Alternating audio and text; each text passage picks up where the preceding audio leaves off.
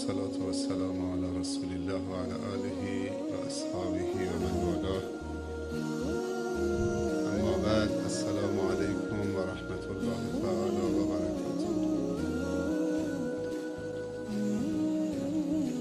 خداوند تبارک و تعالی رو بسیار سپاسگزاریم و تشکر میکنیم خاطر همه نعمت‌های خوب و مفید و توفیقات ارزشمند و گرانبهایش. با ارزشترین توفیقات الهی توفیق هدایت به دین مبین اسلام. هدایت به دین مبین اسلام یعنی هدایت به همه خواسته های خوب یک انسان. هدایت به دین مبین اسلام یعنی هدایت به همه خواسته های خوب خداوند از ما انسان ها. هدایت به دین مبین اسلام یعنی هدایت به همه خیرات و برکات دنیا و آخرت.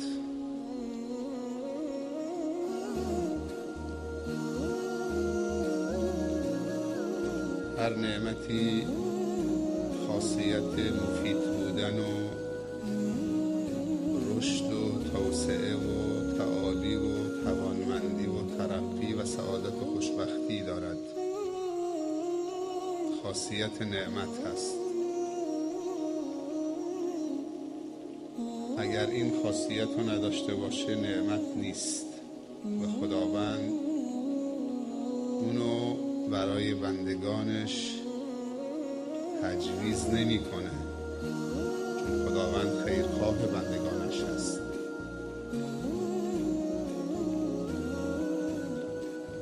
و خاصیت هر معصیت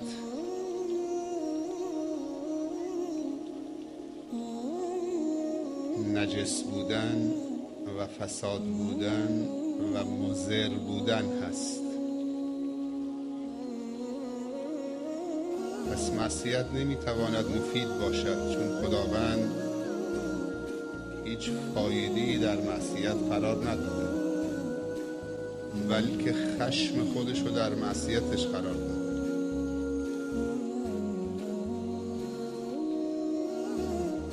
و طاعت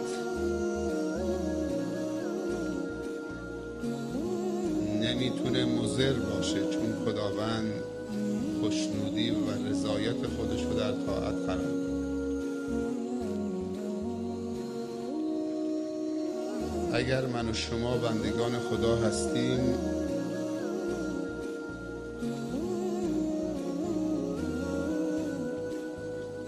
فقط باید اون چیزی که خداوند برای ما مصلحت دونسته انتخاب بکنیم.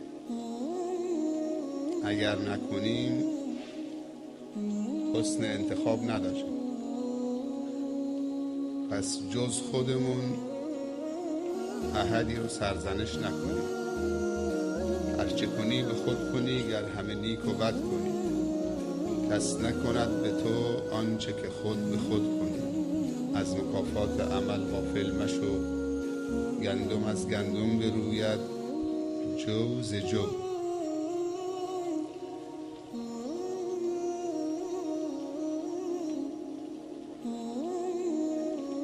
شکر نعمت مطلوب هست. رمز و راز استخراج برکت و تعالی و ترقی و اقتدار از نعمتها شکرشه. اگر من و تو از نعمتها شکر رو استخراج کردیم، اون نعمت به کام ما و شما خواهد شد. نعمت منهای شکر فلاکت و بدبختی. کسی تصور نکنه از ما و شما که اگر من و تو توفیق شکر رو پیدا کردیم، این شکر ما سبب توسعه هیمنت و اقتدار خداوندی بر کون و مکان میشه. این اعتقاد کفره. اگر ما اعتقاد داشته باشیم که شکرگزاری ما سبب تقویت خداوند می شود، این کفره. یا اگر من و تو اعتقاد داشته باشیم که اگر کفران نعمت بکنیم و نعمت خدا رو پایمال بکنیم، هیمنت خداوندی رو تضعیف میکنیم و اقتدار خداوندی رو و جلال و کبریای خداوندی رو زیر سوال میبریم، اینم کفره. چون اقتدار خداوند ذاتیه، نه شکر ما اونو تقویت میکنه نه کفر ما اونو تضعیف میکنه. این حرف خود خداونده در محکم تنزیل. با خدا و خودمون رو راست باشیم. انسان به 2 نفر نمیتونه دروغ بگه، باید رو راست باشه. یکی به خداوند تبارک و تعالی که عالم به اسرار هست، باطن ما را میبیند همونطور که ظاهر ما را میبیند. پس خدا رو نمیشه دور زد، باید باش صادق باشیم، رو راست باشیم. هر جا کم آوردیم به گفته مولانا عذرخواهی بکنیم. هر جا کم آوردیم، کوتاهی کردیم، دیگه خدایا بیشتر از این دیگه در توان ما نبود. تلاشمونو کردیم، در مسیر شکر تو قرار گرفتیم، به اندازه‌ای که استطاعت بود انجام دادیم. البته انسان طاقت هم داره، ما استطاعت داریم و طاقت داریم و فوق طاقت داریم.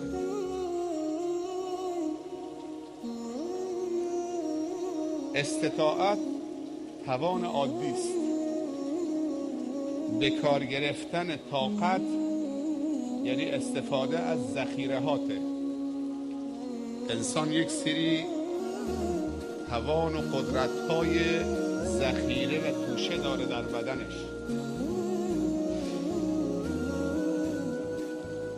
اما فوق طاقت خداوند تکلیف نمی‌کنه.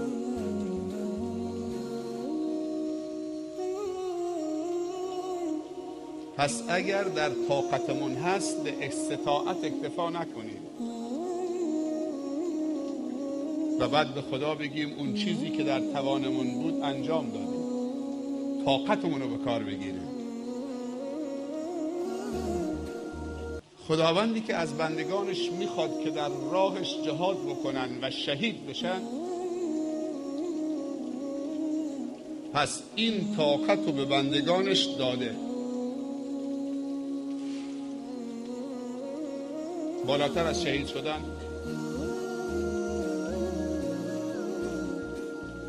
نیزه بیاد تو پیشانیت، خنجری بیاد تو سینه و قلبت، 2 بازوتو قطع بکنن، تو را زنده زنده بسوزانن، در چاله بندازن، زنده به گورت بکنن، بعد بگی لا اله الا الله. آیا اینا در طاقت انسان هست؟ قطعاً هست. اگر در طاقت انسان نبود خداوند جهاد و فرض نمی کرد. اما بعضی میخوان به استطاعت اکتفا بکنن، شانه رو خالی بکنن، میل خودشونه.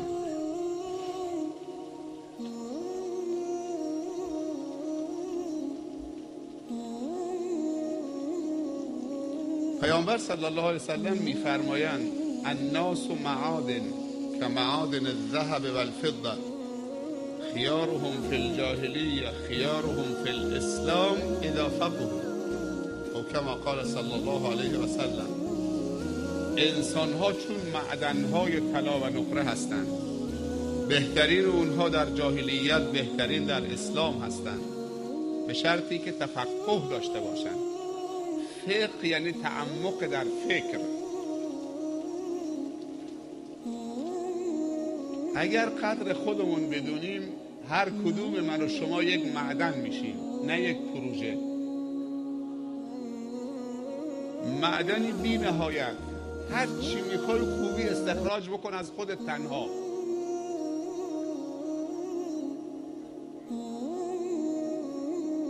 ولی وقتی نظر خدا از انسان برمیگرده چی میشه؟ معدن میشه، پرخیر و برکت میشه، یه معتاد شرابخوار ولگردی میشه که جز اذیت و آزار و فلاکت و بدبختی چیز دیگه ازش ساخته نیست.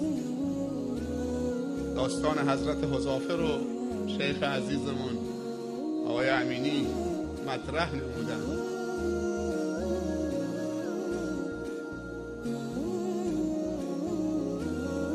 آیا کافیه که بزرگان و اسلاف و گذشتگانمون که پروندهشون به نیکی جمع شده، اونها را فقط به بزرگی یاد بکنیم و از یاد کردن اونها به بزرگی خودمون رو به بزرگی اونها تبرئه بکنیم از مسئولیت و بعد بگیم من آنم که رستم پهلوان بود؟ من آنم که رستم پهلوان بود یعنی چی؟ یعنی من تو کاری از اون بر نمیاد؟ خدا به من تو شعور نداده، عقل نداده، توان نداده، سلامتی نداده، قلب نداده، فکر نداده، امکانات نداده. به اون چیز دیگه داده بود، به من تو چیز دیگه داده.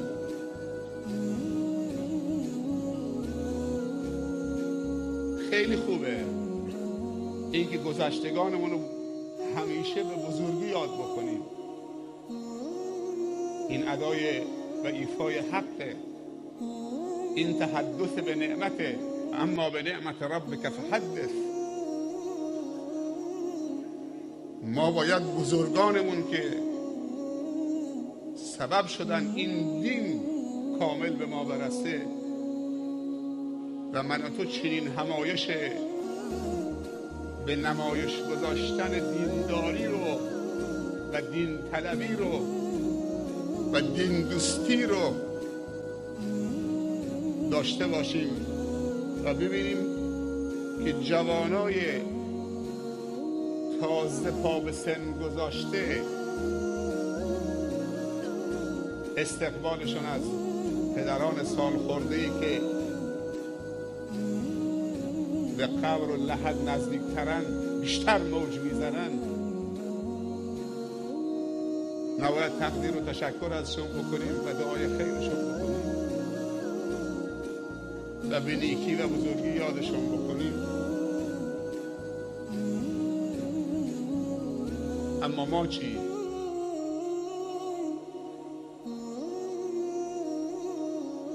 حضرت عمر فاروق اینطوری بود، حضرت حیدر کرار اینطوری بود، حضرت عثمان ذوالنورین اینطوری انفاق میکرد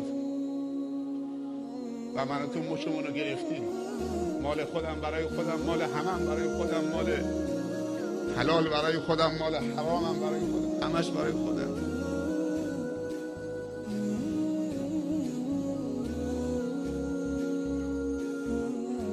امروز اگر که ما 1/100 همت اون بزرگان و اسلاف داشته باشیم، چون ما در آخر الزمان هستیم، نصرت خداوند چند برابر میشه.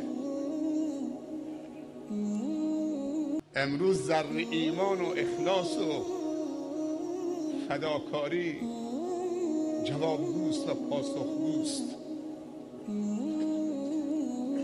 چرا از جناب شیخ الاسلام دعوت کردی به منطقه شما بیاد؟ من میخوام سوال از اهل منطقه بکنم. دعوت کردید که در محضر عالم تعهد به خدا بدید.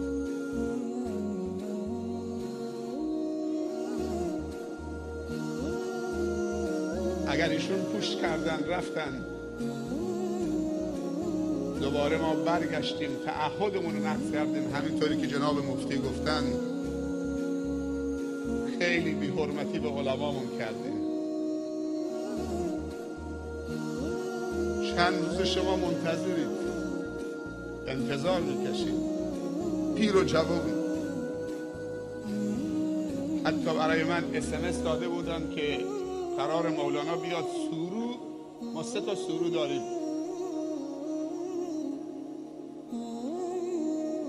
تو استان هرمزگان، 3 تا سورو داریم که یکیش چون 3 تا داشتیم دادیم به بلوچستان. چند سالی میشه گفتیم ما 3 تا داریم، یکیش برای شما. سوروی بندرعباس که محله ماست، 13,000 نفر. از نماز صبح و قبل از نماز صبح هی SMS میاد، مولانا میگن سورو بیان. اونا سوروی دیگه نمیشناسن، نمیفهمیدن که اینجا یه سوروی دیگه هست. 100 تا قسم دادن به ما که بگو تا تو مسیرم که می آمدیم. حالا من چقدر جواب بدم؟ یکی رو جواب دادم، گفتم نه سورو میاد، اما سوروی کاروان و زراباد میاد. گفت ها پس ما فکر میکردیم سوروی بندرعباسه. گفتم نه، اگر میخوای بسم الله حرکت کن. باشه آخر میشنون خلاص. یک سورو هم در چاه مسلم داریم. چاه مسلم هم یک گردنه ای داره، اونجایی که جسد مبارک شیخ محمد ضیایی تو اون کوها پیدا شد. سوروی چاه مسلم اونم پرخاطره هست.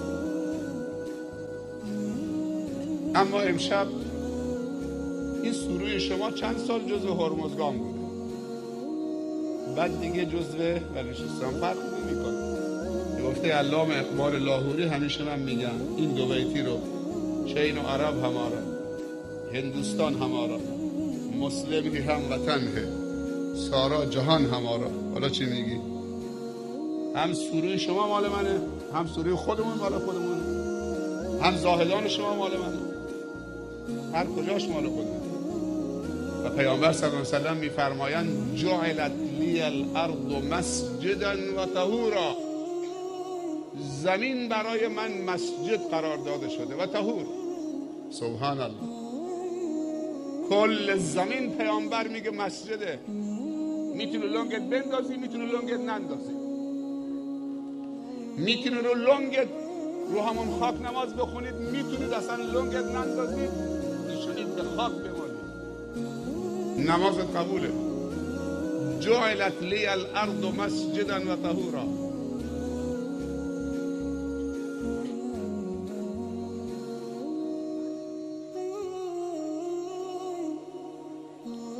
دیگه جمع کثیر از خواهرها تو مکتب در جوار این برنامه گوش جان میسپارند، اونها هم توجه بکنید.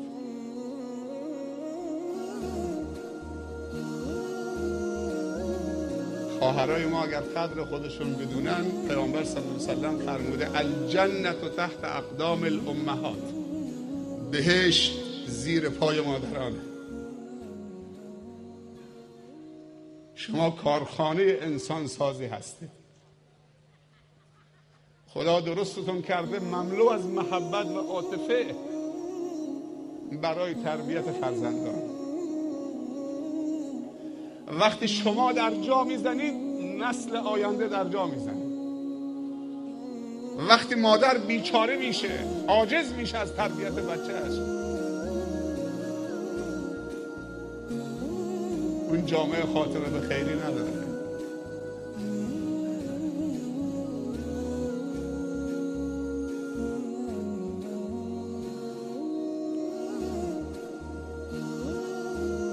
حسن انتخاب داشته باشید.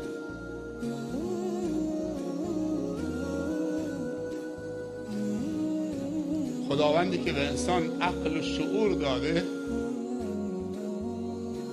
دخالت تو زندگیش نمی‌کنه. خداوند خیلی بزرگتر از این حرف هاست. به منی که عقل و شعور داده، به شما که عقل و شعور داده، از اون بالا اگر اشتباه کردید، بد انتخاب کردید، بیا یه سیلی بهت بزنی که تو بد انتخاب کردید.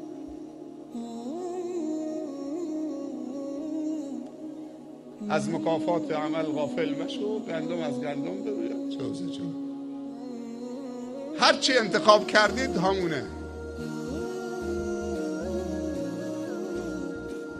خداوند تبارک و تعالی می‌فرمایند اعوذ بالله من الشیطان الرجیم ان الله لا یغیر ما بقوم حتی یغیروا ما بانفسهم. خداوند وقتی به انسان عقل داده و قدرت تفکر و اندیشه داده، دخالت تو زندگیش نمی‌کنه.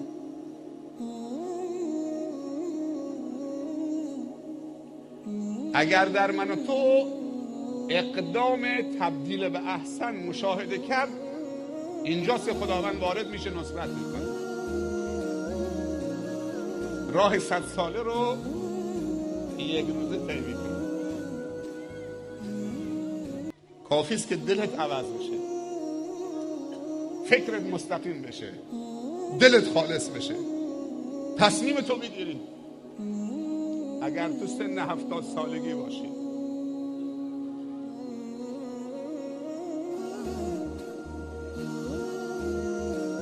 شاید خیلی ها گله بکنن از خداوند، بارلا ها به قوم عاد و ثمود، به قوم نوح، هر کدوم 700 سال 800 سال 1000 سال زمان در اختیارشون گذاشتیم. نوبت امت محمد صلی الله علیه و سلم که رسید، گفتید 40 سال 50 سال 60 سال، نهایت 70 سال 80 سال. به یکی 70 سال فرصت دادید، به یکی 700 سال. از هر دو تا یه چیز طلبیدید. وقت ما خیلی کوتاهه. زبانم نمیاد که به خدا بگم این انصاف نیست. این عین انصاف.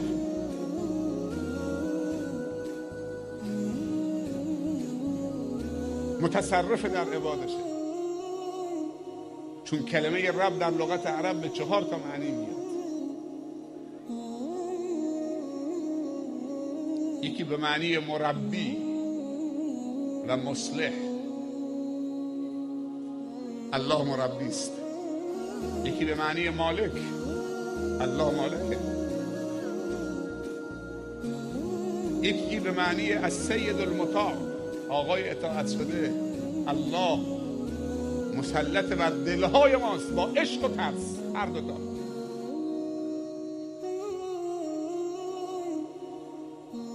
و 4م رب به معنی معبود به حقه.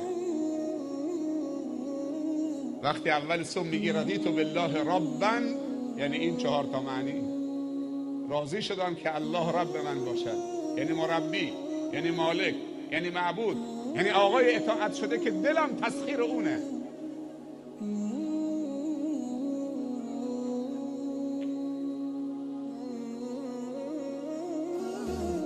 این اذکار صبح و مساست.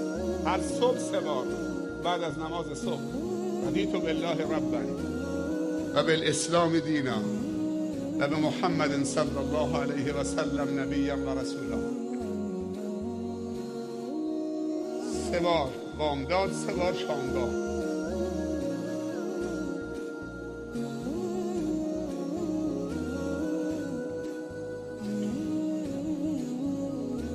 این میدونی معنیش چیه؟ یعنی اعتراف. ای الله، ای رب، من به تو اعتراف میکنم هیچ ربی غیر از تو در زندگی من وجود نداره که من ازش حرف شنایی داشته باشه. در کشور هند بیش از 3000 خدا وجود داره. کشور عجایبه. بیش از 3000 خدا و معبود پرستش میشه. ولی خدایا من در زندگیم فقط تو رو دارم. به چپ و راستم نمیچرخم. من انتخابمو کردم. هر 4 معنی رب باید زیر نظر بیارید.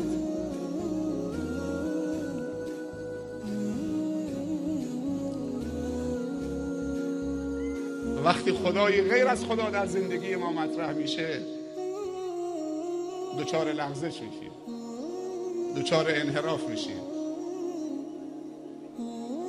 دچار فلاکت و بدبختی و بی‌اعتباری میشیم، بی‌حیثیتی میشیم.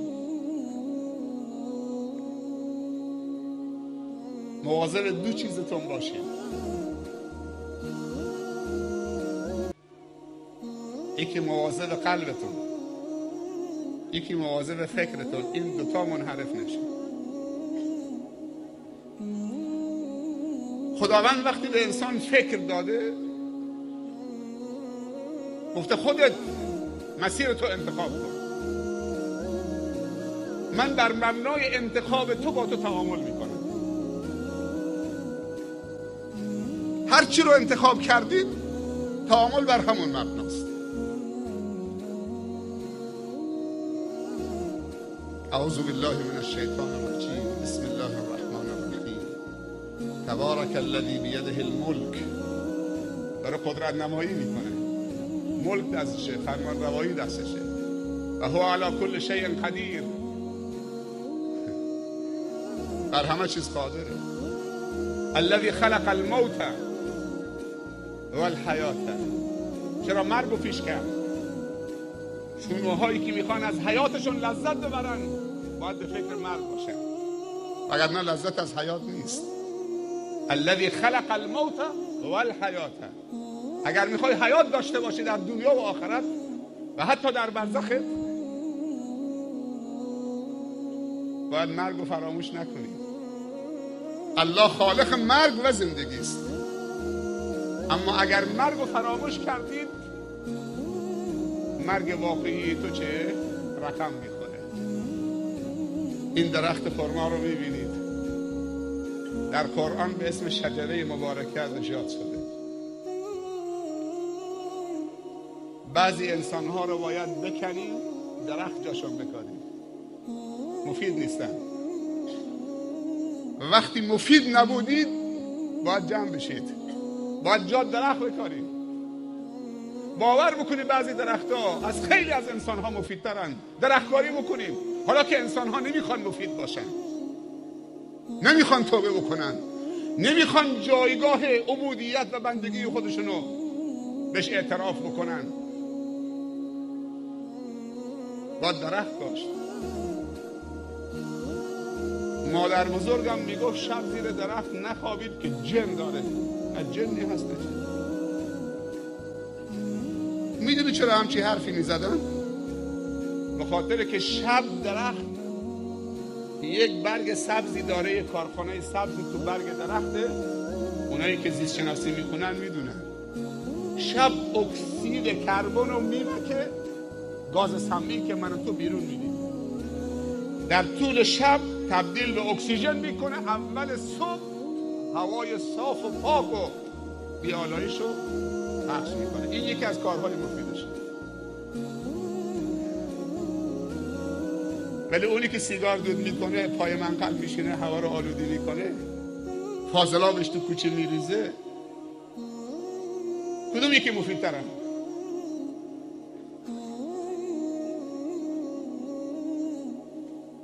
صدای ضبط صوت آلودگی صوتی رو ایجاد میکنه. اگر عروسی داره تا نماز صبح میزنه. باندهای مورتالبو ایتالیایی بزرگ گذاشته که منطقه رو داره میلرزونه. از آن صبح میگه دست از شرابخوری و عیاشی و خوانندگیش نمیکشه. زن و مردم مست و سکرانن دارن میرفتن.